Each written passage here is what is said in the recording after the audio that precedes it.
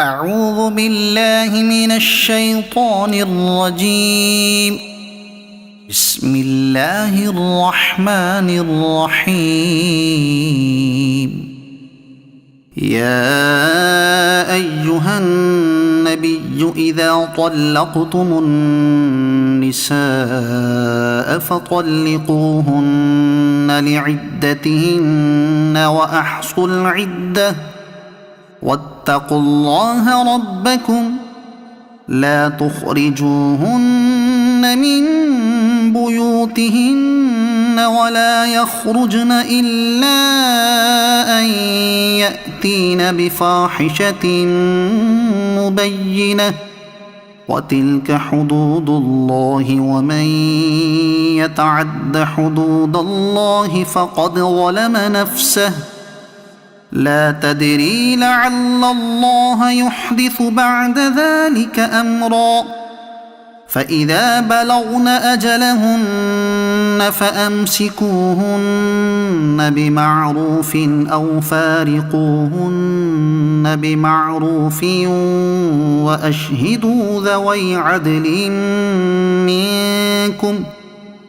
وأشهدوا ذوي عدل منكم وأقيموا الشهادة لله ذلكم يوعظ به من كان يؤمن بالله واليوم الآخر ومن يتق الله يجعل له مخرجا ويرزقه من حيث لا يحتسب ومن يتوكل على الله فهو حسبه إن الله بالغ أمره قد جعل الله لكل شيء قدرا. واللائي يئسن من المحيض من نسائكم إن ارتبتم فعدتهن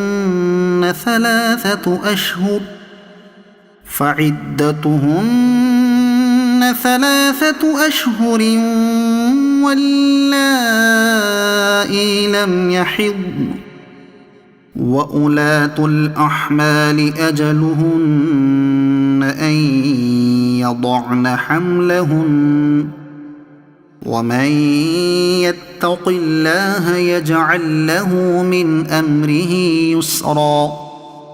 ذلك أمر الله أنزله إليكم ومن يتق الله يكفر عنه سيئاته ويعظم له أجرا. أسكنوهن من حيث سكنتم من وجدكم ولا تضاروهن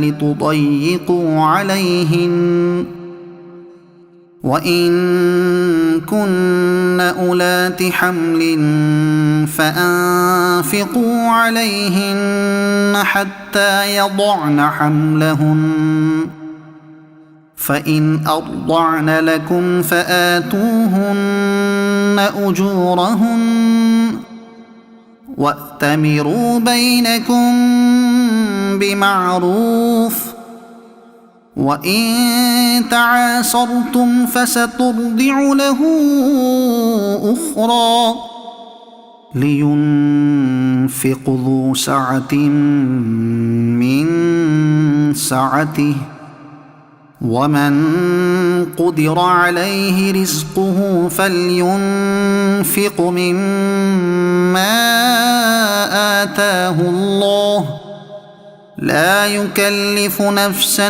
إلا ما آتاها سيجعل الله بعد عسر يسرا.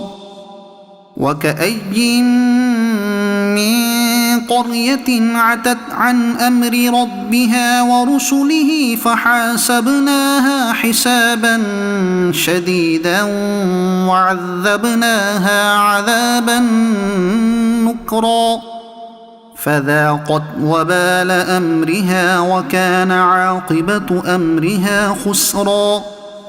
أعد الله لهم عذابا شديدا فاتقوا الله يا أولي الألباب الذين آمنوا قد أنزل الله إليكم ذكرا.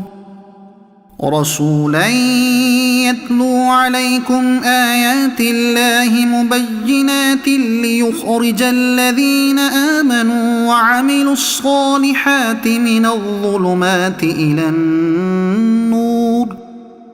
ومن يؤمن بالله ويعمل صالحا يدخله جنات تجري من تحتها الأنهار خالدين فيها أبدا قد أحسن الله له رزقا. الله الذي خلق 7 سماوات ومن الأرض مثلهن يتنزل الأمر بينهن لتعلموا أن الله على كل شيء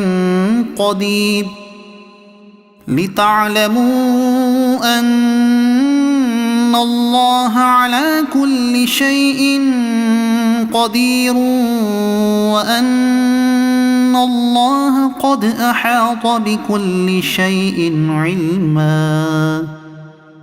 صدق الله العظيم.